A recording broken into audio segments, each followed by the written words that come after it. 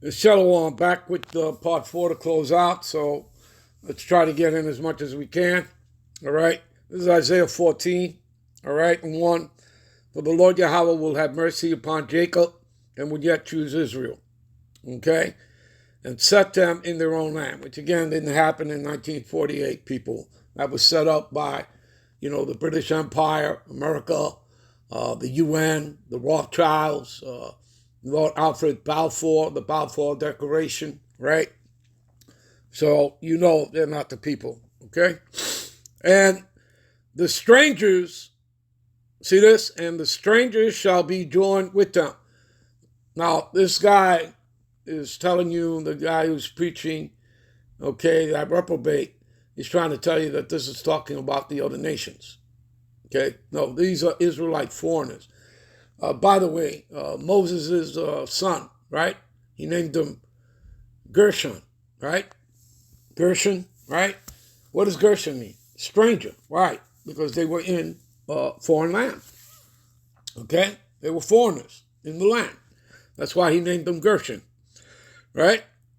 Just reminding you of that, people, all right? And go look it up for yourselves. Go look up Moses' son's name, Gershon. And what it means. It means stranger, okay? Because they were strangers in a foreign land. All right. And they shall cleave unto the house of Jacob. So, again, that doesn't make any sense. And these people are all going into captivity, all right, as you read right here in the second verse. And the people shall take them and bring them to their place, and the house of Israel shall possess them in the land that the Lord Yahweh, right, for servants and handmaids. So who is it that we're going to have as servants and handmaids in the land that the Lord has given us, right, which is Palestine, Jerusalem, right, Israel. And they shall take them whose captives they were, and they shall rule over their oppressors. Hello. So what the hell is this guy talking about? Okay? What the hell is this guy talking about? Give me a minute here. This is Isaiah 49:23, right? And the kings shall be thy nursing fathers, right? Of the heathens, right? Of the other nations. Shall be thy nursing fathers, and their queens thy nursing mothers. They shall bow down to thee with their face toward the earth, and lick up the dust of thy feet. And again, people, that's just showing you that who's in rulership. Okay, it's not literal. All right? That we're going to be ruling, okay? And they're going to be our handmaids and servants, all right? And thou shalt know that I am the Lord Yahweh, for they shall not be ashamed that wait for me. Give me a minute. Isaiah 60:10, right? And the sons of strangers, right, shall build up thy wall. So what is this guy trying to tell you, this reprobate and all these others? That what? That these are, okay, these strangers here, okay? The sons of strangers shall build up thy walls, okay? Do you know who that's talking about, people? This is talking about, again, Esau, Edom, the other 16 heathen nations. They're going to build up our kingdom. They're going into slavery. We just read it in Isaiah 14, right? So, they're not going to share in the inheritance and the wealth of the Israelites. That's nowhere in the scriptures. Again, let's read it. And the sons of strangers shall build up thy walls, and their kings shall minister unto thee. For in my wrath I smote thee, but in my favor I have mercy on thee. Therefore the gate shall be open continually, 24/7, and they shall not be shut day nor night, okay? That men may bring unto thee the forces of the Gentiles, right, of the heathens, right, the heathen nations, and that the kings may be brought. For the nation and kingdom that will not serve thee, they shall perish, they shall be destroyed. That's what it means to perish. Yeah, those nations shall be utterly wasted. There you go. Give me a minute. So, we've clearly proven to you the two different strangers, okay? In Isaiah 14 and 1. And here, Isaiah 60 and 10. There's two different meanings. And again, depending on the context.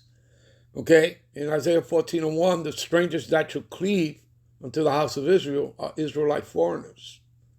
Okay? And here, when we're reading here in Isaiah 60, the sons of strangers. The strangers here are not representing Israelite foreigners. They're representing the heathen nations. You understand? And it's the same thing with the word Gentile, people. Okay, it has two different meanings depending on the context. And in most cases, but again, depending on the context in the New Testament, the Gentiles that it's talking about being grafted in are Israelites. Okay? Like us, right? We're exiled from our homeland, right? From Israel.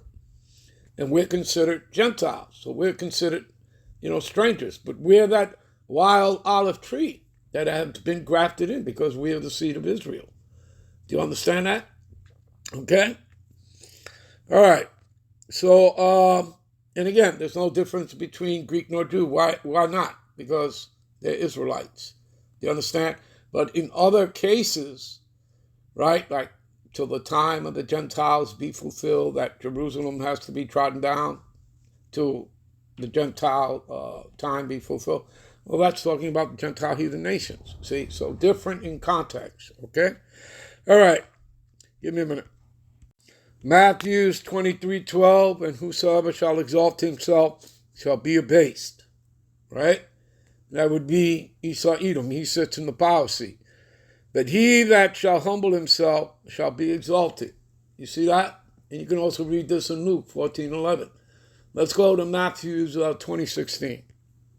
Matthew 20:16.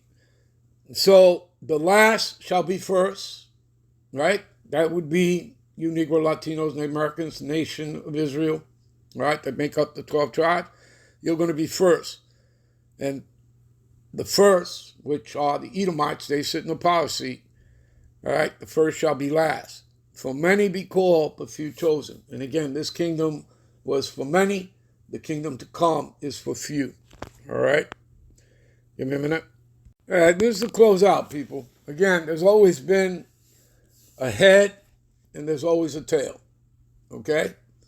So, but according to the promises, okay, made, all right, from the Heavenly Father, all right, Esau has to serve us and bow down to us in the kingdom. And that goes back, you can get into that in the book of Genesis, all right?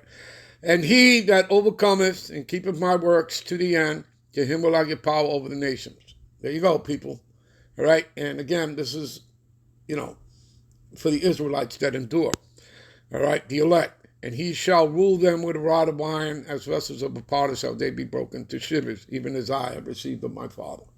Okay, so there's no way out.